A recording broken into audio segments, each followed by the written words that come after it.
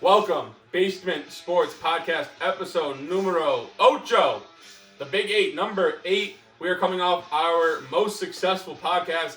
Last episode, we can't thank you guys enough for the support. Thank you for the views, thank you for the likes, thank you for the new subs. If you're new, welcome aboard. Don't always forget, taking new ones. We're taking new ones always. Make sure you subscribe down below. Drop a like on this video. It's going to be a doozy. We're talking Uconn men's basketball. And if you don't know, let me tell you, they stink right now. Let's get into it. Before we start, I do want to say, guys, once again, thank you for the support. And be sure to follow us on all social media platforms at Basement Sports. Link in the description down below. It's a link in where it has all of the links to everything you want to see. Twitter, Instagram, TikTok. Check out the blog. The blog, of course. Yeah, all of it. Blogs are coming out. We try to get a couple out a week. I just put one up on the Steelers retaining Matt Canada.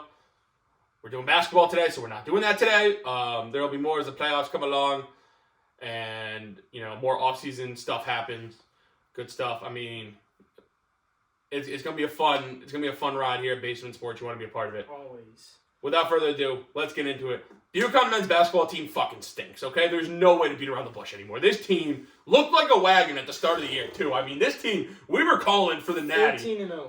14-0. I mean, there was one point in time I actually watched them, and I was like, are they going to lose? Dude, they were that fucking good. They were like, it was literally, at that point where it was 14-0, it was like, bro, this team's natty or bust. Like, they've got to win the whole fucking thing. I mean, I said it. Their starting five was one of the best in the country, and then their second five was another top 25 team. If that was a team themselves, they were a top 25 team. They look like dog shit now. they don't even look like the same team. It's night and day. In this episode, we're juggling around a couple ideas on what we wanted to bring to you guys today, and football, the playoffs was so successful last week. We were thinking about doing the same thing, and then Uconn out of nowhere just provides us with more shitty content. The people were pissed. People are pissed. The people took to Twitter. Rightfully so. And they were pissed. And listen, if they are pissed, then they better tune in today to hear us be pissed. But this was a team that started off 14-0. They beat some good teams. They beat Alabama. Bro, like, in the Phil Knight Invitational, right? Obviously, these are all neutral site games. They beat Oregon. They beat Alabama. If you don't know, now you know. Alabama's a basketball school. They're a fucking elite team. I've been on Bama for a couple of years now. They have a great program. They beat ISU. They beat OK State. They went to Florida and demolished Florida, basically. And then conference play. They got off to a good start in Big East play. 3-0 start was their best start since, I believe, 2005. Yeah. I mean... And then they go to Xavier, take the L. It was a tough loss. I mean, and listen, you're going to lose. First road game in conference play is always going to be... and especially when you're undefeated, you got that target on your back. You know the teams you're playing are bringing their A game. You got to bring yours. It's tough to win on the road in college hoops. But then to come out 5 days later and lose again on the road... Ugly. An ugly loss to PC. And no disrespect to PC. This is, like, going into that game, nobody said PC was the better team. Yeah. But fucking... So, I mean, like we said, 14-0 start. They've lost 5 of their last 6 now. And they're 15-5. I mean, and it's not a bad record. And we knew coming in, I mean, the Big East is tough. You knew it was going to be a battle every night. You knew it's tough to win road games, all of that shit. That's really where their struggles are coming on the road, but... To lose 5 of 6, they're 4 of 5 in the Big East now. They're not even in the top 5. They're ranked 6 now in the Big East. We're trying to map out, plans and everything to go to the Big East tournament, to go to the best day is Thursday, the quarterfinals. Well, you going to be playing then? Because the top 5 seeds get a bye until Thursday, and right now, or excuse me, not top 5, top 4. Right now, they're not even close to that right now. They're 6th. They're ranked 6th in the conference. You literally have to click see more to see them when you Google Big East standings. Like, that's fucking pathetic. Good conference, but there's no excuse for them to be behind Seton Hall. Creighton's a good team, but they were beat up early in the year. Seton Hall's not a good team. Yeah. I'll fucking say it. Like, the top 3, Xavier, Marquette, PC, they're all respectable, solid teams. They're all solid, right?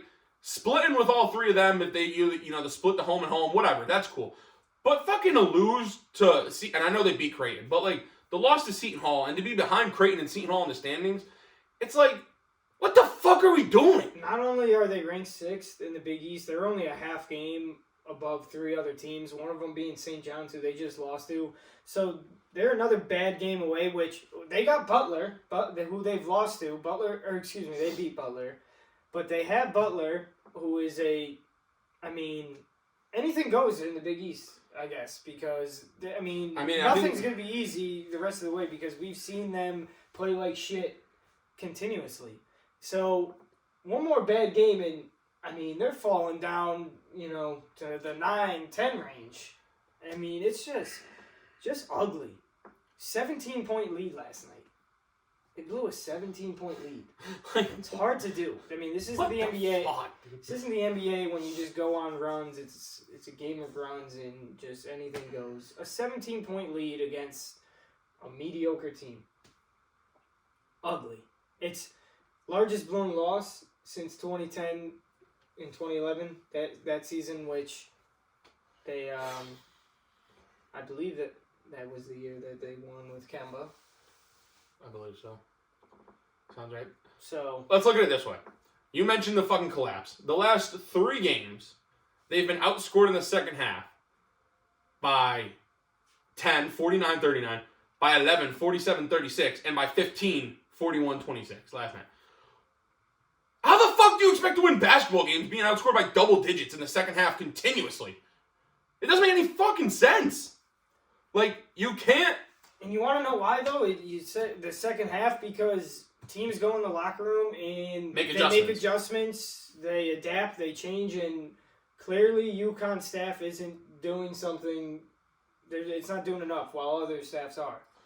And that's one thing. There's a lot of good coaches in the Big East, and Hurley and his crew are getting embarrassed by them. Every game they're getting out. And if you don't believe me, just listen to that stat. They're going into the locker room and they're coming out a worse team. Yeah. It's ridiculous. It's frustrating. Like, I don't even know if it's, like, it's not even sadness. It's just pure anger because it doesn't make sense. On paper, and I know, like, you could say a bunch of teams on paper should be fantastic, right? But this team showed that they could be fantastic literally 2 months ago. And I get it. You don't win the national championship in November. Well, that's the problem too. Like, because I've been throwing it out there for some time that this is just not looking good, and I had people tell me, "Oh, they did this and that." Which, yes, they did beat Alabama. They did beat Oregon, and all you can control is winning the games you play. But you also have to look at it. College, especially with college basketball, it's just a nonstop cycle of kids coming in, and the one and done rule. You get new players coming in every year, so a lot of these teams don't catch their stride until the calendar turns, until the new year, until January, until February. So sure, yes, beating Alabama, that's a great win and everything, but that Alabama team in November isn't the same Alabama team now, and what you do in November isn't gonna win you a Big East title come March. And listen, if you're a Uconn fan out there and you're still clinging to, that success that they had early on, I kind of feel sorry for you because the unfortunate thing is I've seen this writing on the wall for a little bit. I wrote a blog for Basement Sports a few weeks ago. It's been a couple weeks now. Talking about it was after they had lost 2. They lost right at the end of the year against Xavier. And came back and lost against Providence. And at that time, I wrote, listen, it's not time to panic, not time to hit the panic button, but, things do need to change because we're only 5 games into Big East play. There's still a long way to go. And what they've been putting out there, which has been consistent with what they've done in the past, where they haven't looked like a great team, a prepared team, things like that. I said all that has to change or else things could get ugly. And since I wrote that article, they're 1-3 with some bad losses, including an ass whooping at home to St. John's. At home. That's the most frustrating loss of the year. That one is because, like, the one thing last night's was tough. But the one thing I've tried to hang on to is that like they defend their home court, which I know that doesn't help you in the Big East tournament and in the the tournament, but like for the time being, that was the one thing that I was clinging on to. They defend the home court. They defend the home court. They defend the home court, and then they let St. John's mark in here and fucking destroy them. Like it wasn't even competitive. It was over from tip.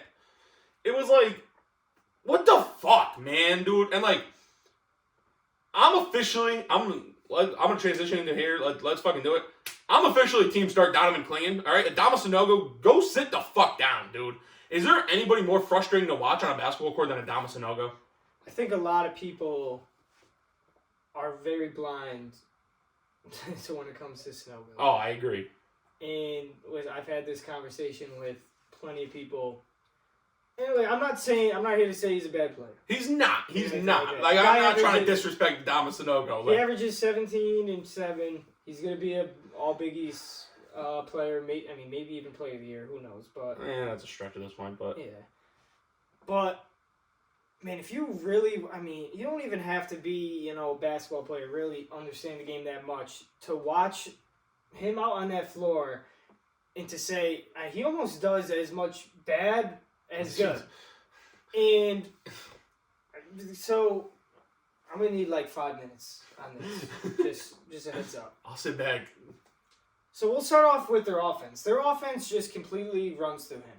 They don't really run an offense at all. It's just force a ball down to Sanogo no matter, how covered he is, no matter how many guys are on him. It's force a ball down to him or chuck up a 3. That's really the bulk of their offense, which goes on Danny Hurley and that staff. That's terrible. But the problem is, once Sanogo catches that ball, and he's just a black hole. Oh, yeah. He gets that ball in his hands, and 9 times out of 10, it is not coming out. The only time it's coming out is him putting up a shot. You could run an offense through a big man, but that big man needs to be a facilitator. He needs to be athletic enough. He needs to have good court vision. He needs to be able to get other people involved, and that's just something he don't do. Like, if you watch Gonzaga and you watch Drew Timme, their offense has been going through him for years. Yeah. And granted, they have so much talent around him and everything, but they run an offense. He's able to obviously score at the rim and do all these different types of things, but he could also facilitate, get people involved. When the ball gets down to Sanogo, nobody moves. No. There's no sets out of it. There's absolutely no movement. There's no action that's going to get somebody else a bucket. It's just get him the ball, and hopefully he can make a move and score. You watch Gonzaga, you watch Drew Timme, who's been an All-American for the past few years, one of the best players in the game. They get the ball down to him in the post, and things happen. Whether it's him scoring or him getting somebody else involved, things happen. And part of that is because he's that type of player, and he's good enough to do that, but they also have that type of offense. They coach that up. They work on that. It's visible. You can see it. And I'm not asking, Sanogo to go out there and look like Nikola Jokic, but, like, dude, you got to give me something. Like, we can't run an offense through you, but, you're never getting other people involved. Everything you're saying is correct, right? But, like, the most frustrating thing is not only do they not run an offense, like, once the ball's in, like, not only is it not moving, you give him the ball, the team will double team, and he refuses to pass back out. It doesn't come out of his hands. It's bad enough you're not running plays and, like, moving or whatever. The fact that he just refuses to give the ball up once he has it is fucking criminal. Like, I get it. This team doesn't have a fucking elite. Hawkins is the best three-point shooter on the team. And, I wouldn't say elite. He's good from out there, but he's not elite. They act like they're sitting out there like they're fucking Steph Curry, ready, like, to shoot a 3 whenever they fucking get the ball if they get it, which they're not going to because, like you said, he's a black hole. It's fucking... and that's their offense. That's what it is. It's what their offense is. And the thing with Sanogo, too, go back, like, 30 years ago, he would have been a stud. He would be a stud. Would have been a dog. Well, I don't know. He's pretty soft. But his style of play would have fit in well. He probably would have been a lottery pick. Yeah. The unfortunate... I'm an old school basketball guy, but the unfortunate thing is this is new school basketball, and it is... it's extremely difficult for your number one option, for your offense, and for your team to run through a big that can't shoot on the outside, that can't pass at all, and that can't defend. He's got those three things going against him, and the defense is fucking. That's why, like, you watch their offense, and I mean, their offense is legitimately terrible. There was a point in time last night he caught the ball out at the left wing, and he was backing somebody down out at the 3-point line on the left wing. The fuck are you gonna do with that? Like, what is this? Like, this is literally our offense right now. This is what we're doing. And that's the problem. And nothing against Sanogo in his skill set, but that's what it is. And they can't even get, like, the pick and roll game going with him that much. When they could do it with Klingon. Yeah. They can't do it with him. When he's out on that court, it's always force a ball down into him and watch him put up a shot. And sure, he's averaging 17 points a game, so it is working at times, but it's also working against them way too much as well. He's second on the team in turnovers. Do me a favor, pull up last night stats, see how many turnovers he had. He could not catch a ball in that second half last night. He's also terrible finishing at the rim. He can't dunk. He missed a wide open layup in crunch time, which would have gave them a 3-point lead. You said he had 3 turnovers last night? He had 5 at Marquette the other day. Yeah. Like, and I think some of those probably don't account against him drop passes. Yeah, exactly. Because he dropped a ton last night. And that's the thing, man. He's that type of big, and they run their offense. They run their whole team through him, and he doesn't get anybody else involved, and that's the problem. Bro, like, and we mentioned when Klingon's out on that court. Klingon, I said, offensively, they run the pick and roll game well with him. They'll feed the ball down to him in the post. A little bit, but they don't force it. They don't shove it down our throats as fans, having watched that every single possession. A lot of his buckets come on, pick and rolls, catching an alley-oop, second chance points. Getting a board, second chance point. Like, things like that. They don't force things way too much with him. And that's, it's no secret. This team, a lot of times this year, has looked better with Klingon and that second unit out there. Yeah. Because there's just not a lot being forced. They're running more of an offense than what they're doing before. And then on the defensive end, Klingon's a stud. He mans that paint. When Sanogo's out there, that's the game plan for every team, is to attack him in the pick and roll game, because he can't cover anything. He is a liability on the defensive end.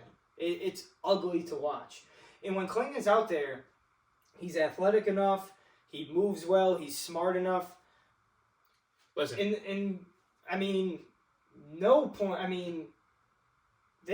Opponents feast in the paint when Sanogo's in the game. That doesn't happen with Klingon. That's why Klingon averages 2 blocks a game, and Sanogo doesn't even average 1. That's what I was getting to. I know blocks aren't the end-all, be-all of how good of a defender you are. There's a lot more into it. Fucking watch the games. I'll tell you that. Just fucking watch the games if you don't fucking believe us. You mentioned it. Klingon's averaging over 2 blocks a game. He averages 13.8 minutes played a game.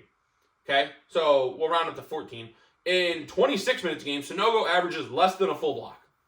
What? Like, he's playing literally half the time, and he has 2 times the blocks, and he's more efficient, and it makes no sense why he's not getting more PT. You could argue, like, you can give me he shouldn't start, whatever. I don't know if you mentioned it. He's only averaging not under 14 minutes a game. Yeah, in a 40-minute basketball game. I thought I tweeted it. He's shooting 70% from the field. 70% which is what you should be shooting when all your shots come 10 feet from the basket or less. I thought I had this tweeted or something from their Marquette game, and I don't have it, unfortunately, but I could recall it enough. When Klingon and that second team came in late in the first half, they went on a 14-0 run, and when he and that second team came out and Sanogo came in, Marquette went on an 11-0 run. Yeah. And that's not the first time that we've seen them go on a run and light it up. Go back to that Georgetown game when Klingon and Calcaterra took over that second half and won them that game.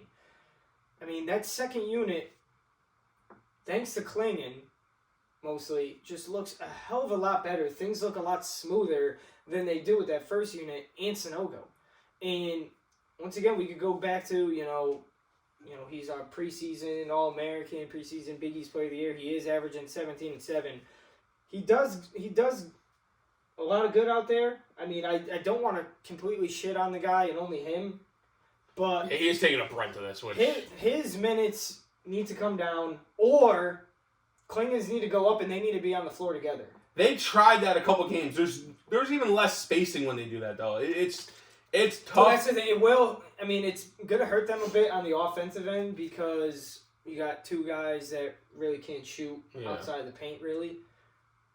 But defensively, I think it could help a little bit because then you're not being annihilated by the pick and roll. But also with those two in the game defensively, you could go to a zone and They refuse to go to a zone. I know Matt Bradley, you better be watching this, is gonna give me shit about the zone. I'm not even like a big zone preacher with your brother. Your brothers who also better be watching. It's not like I've been shoving that down Basement Sports' fans' throats about the zone, but I mean, their man-to-man defense sucks. It's so bad. St. John's shit on that. Matt made a comment to me, that's their bread and butter. Like, sure, that was their bread and butter in November when they were winning games, but they fucking suck right now, and they can't cover a cold. So, I mean, we need to do something, Danny. Like, you're going out there doing the same shit and everything, and it's clearly not working. And that's consistent with him. We shit on Sonogo a lot. Probably at some point, again, down the road, he might come up again, but... Dude, Danny Hurley. What the fuck, Dan? And I know he wasn't there last night, so, it's hard to blame the collapse last night on him. Still. But at the end of the day, it's still your fucking team, so I'm gonna fucking blame you. What the fuck, Danny? I know Danny Hurley as good as anybody. For those who... I'm obviously a big Uconn basketball guy. I also love Rhode Island basketball for various reasons. For those who don't know, that's where Hurley was before he came to Uconn. He turned that program around. I loved him for what he did. But even at Rhode Island, man, they had teams that they went to the tournament 2 years in a row, and they won the first round and lost the second round both years. Yeah. And those teams were capable of doing a lot more. And they also, both years, shit the bed late February and March, which also killed them with their seeding in the tournament. And that, I mean, not being able to, reach certain goals and not getting the most out of your team is pretty consistent with him because now we're saying the same thing about UConn. Like, they have too much talent to not be able to go out there and hold a 17-point lead, to beat St. John's at home. And that's a problem. That's a problem. Like, is he putting this team in the best situation to win? I mean, that's a legitimate argument because we said they don't run an offense. Their offense is putrid. They look terrible. Yeah. Defensively, they look lost. They don't make any adjustments. He doesn't do anything throughout the game but yell.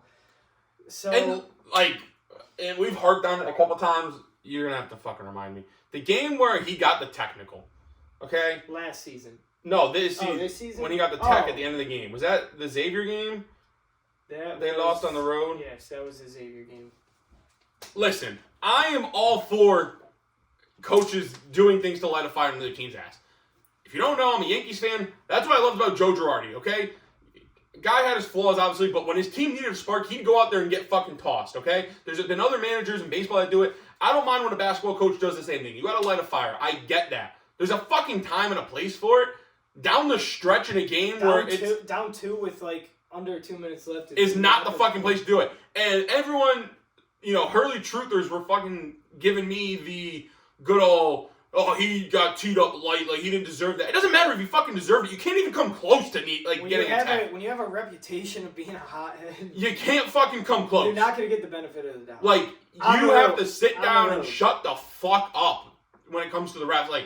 You cannot take that tech there. When it happened, I tweeted it. I said, that game's on him. I don't give a fuck what would have happened if he didn't get the tech. The fact that he got the tech, I'm putting that game right on his head. No one else's fucking head but his. It's shit like that, dude. And it's just the big game, the tournament upset last year. Okay, I get it. That team wasn't as good as this team's supposed to be. Whatever, blah, blah, blah. But still, they were a lot better than that New Mexico team. But that New Mexico team was just gave more fucks. They were more prepared. That's just way too consistent with a Hurley team in big games against solid coaching. They're just not prepared. Yep. And we're we're seeing that in Big East play now. Like, they're getting exposed in certain areas. Like, Sanogo is getting exposed on the defensive end, and he's not doing as much on the offensive end. Yeah. And their guard play sucks. That's another thing. They don't have a fuck, like, let's look at UConn teams in the past, like, their last 2 championships they've won. What did they have? A guard that you gave the ball to and they could fucking get a shot when you needed it big. Fucking Cardiac, Kemba, and Shabazz. The last 2 teams that did anything had that guard. This team don't got it. There is not a guard on this team that I trust with the ball in their hands to fucking get the ball in the basket. And it's a fucking problem. Talk about, like, being able to put guys in position to win, coach them up. Like, how can we not get Andre Jackson in a one-on-one situation, ISO situation, and how can he not win that matchup? Because he's more athletic than anybody in the country. He's bigger, faster, stronger, and can jump higher than anyone. How is he, like, how can we not get that dude 12 points a game just playing one-on-one ball? I get it. I get it. He can't shoot. I'm not going to sit here and defend Andre Jackson. But he should be good enough to blow by a defender and finish at the rim. Why is that? We don't run an offense as it is. A lot of it is just ISO ball, one-on-one. Like, why is that not being the center of a lot of it? He should be a walking 10, 6, and 5 guy. Because right now he's at 6, 6, and 5, basically. And Andre Hawkins he's a good basketball player. He could possibly be a lottery pick. Yeah. We'll see down the road. More offense should go through him, and he shouldn't just be a 3-point specialist, spot-up guy. He is strapped. He needs to be more involved. Ball needs to be in his hands. Make him a bigger part of the offense. Everything shouldn't just be Adama Sanogo. Yeah. And that's coaching. I don't know what they do during the week in practice. I don't know how they haven't seen it throughout the past few years. Like, this isn't going to get us far enough. How do the coaches sit there and watch this team and they're like, yeah, we're good. Like, we don't need to change anything. Like, I don't get it. Is that ignorance on my part? Maybe. I don't fucking know. But we're not going to act like, this is an easy job. No.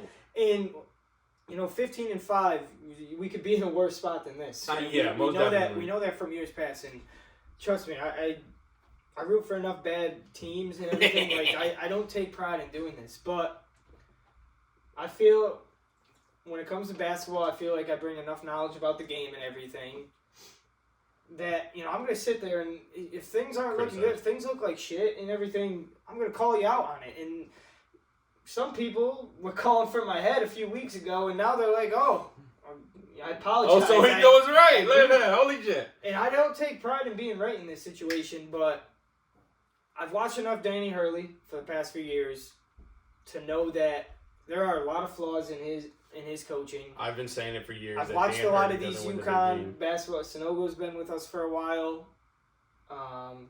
Jackson, these guys. Yeah. Unfortunately, like, I saw the writing on the wall, and it's getting to that point. 5 out of their last 6. And how do you feel going ahead? Because I, for one, unfortunately, like, I don't see this team winning a Big East tournament. I don't see them probably, if we're lucky, making it past the first weekend. Or, the first weekend. Yeah. Getting to the Sweet 16. They'd be lucky to get past the round of 64. We'd be lucky to get to the Sweet 16, but at the same time, like, this is UConn basketball. Is that our standard? Last bracket. We were ranked 2nd in the country earlier in the year. Is that what we're shooting for? Last bracketology I saw, they were listed as a 4 seed, but that was before, I think, at least the last loss, maybe the last 2 losses. So, right now, going into the tournament, they're probably a 6 seed right now, maybe a 5, but, like, that's what they were last year, and look how that turned out. So, listen, a lot of people are looking at this, and they're pulling out the receipts, going back to 2011 when we did win the national championship. Don't forget that team struggled. They were going at the end of the season, going into postseason play. They were 21-9. They were the 9 seed in the Big East. They were, yeah. So sure, there's a lot of people out there like, oh, if those guys could do it, we could do it. And you mentioned it earlier. They had guards. Yeah. And they had guys that could take over a game and win. UConn doesn't have that. And I'm being completely honest with you. I don't have. Like I said earlier, their number one option, their number one player, everything goes through Adama Sanogo. I don't have faith in him and trust in him and faith in this Uconn team to win that way. That's just not going to happen. And I hate to play that big man card, but like look at Illinois the past few years with Kofi Cockburn, two very similar type players. Cockburn. Spelled Cockburn, but trust me, if it was pronounced Cockburn, I would have been on that. It should be pronounced Cockburn. It's pronounced Cockburn. No, it's Cockburn. I don't care. Well, whatever. I'm a child. But those Illinois teams, they ran everything through him. He was another big that he could only score it at the rim. He was a liability defensively, all that. And they did jack shit in the NCAA tournament. Look at Kentucky this year. Oscar Tshiebwe, another All-American type guy, good basketball player, but the way that basketball is played now, especially in college, it doesn't mesh all that well. And Kentucky stinks this year. He's not having as great of a year as some might have thought. He's a liability on the defensive end like somebody else we know. And I hate to pick on the big men, but that's the unfortunate reality is, it's almost like your services aren't needed in this game. And if UConn, like teams that rely on that, especially as heavily as UConn does, I don't know, man. Because you see how it's hurt them this year, and they don't have guards that could just simply run an offense, that could facilitate, that could pass.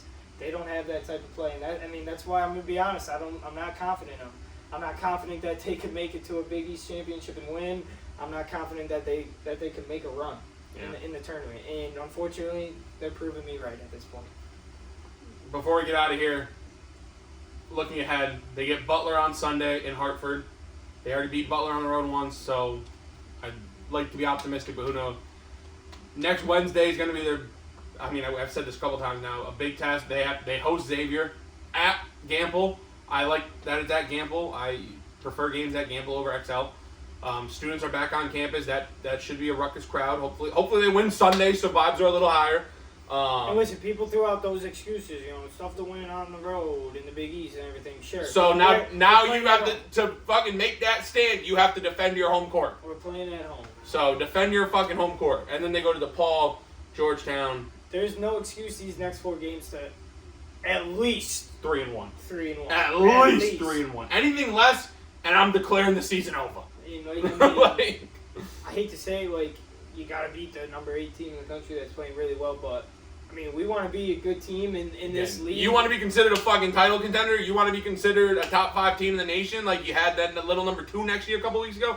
Fucking defend your home court against the team. You do not want to be playing on Wednesday in the Big East tournament. We want one of those top 4 spots, and we want to be playing on Thursday. But it's an uphill battle from there because we have digging ourselves a fucking deep enough hole, and we're gonna have to crawl out of it. And the rest of the way, there is Xavier, there is Creighton, Marquette, Providence. We see Seton Hall again, and we see Villanova. It ain't gonna be easy, but hopefully the rest of the Big East beats themselves up, and we can sneak into that top 4 spot, and we'll be there. We got to work out logistics, but... We'll be there if I fucking think they're good enough for me to be there. I'm not going if this team's going to stink. Well, listen, if UConn's not there, I'm still going to be there. I got to take in Big East tournament basketball at MSG. I've never been to the Garden. We got to make that happen. And it would be a lot more pleasant if UConn was there and doing well. All right. I think we got a lot of anger out. I think this was therapeutic in a way. A little bit. If you want to see some more, like I said, I did write a blog on this Uconn basketball team a few weeks ago, but a lot of that stuff is still relevant. Still applies. So go out, read that. NFL playoffs this week. Stay tuned for some more content, some picks. Yeah. For the love of God, follow us on social media. Please. It helps a lot. Even just dropping a like. Obviously, please subscribe, but it takes 1 second to drop a like. If you're watching on your phone, close it, hit the little like button, it's a little thumbs up. We appreciate it. We did well last episode. We want to do well again. All right. You good? We got a business meeting coming up in 19 minutes. I'm not going to spoil nothing, but... Basement is making moves. We're making moves. We're going to leave it at that. For Corey Plasky, I'm Matt Polick. If you stuck to the end, thank you. We will see you next week.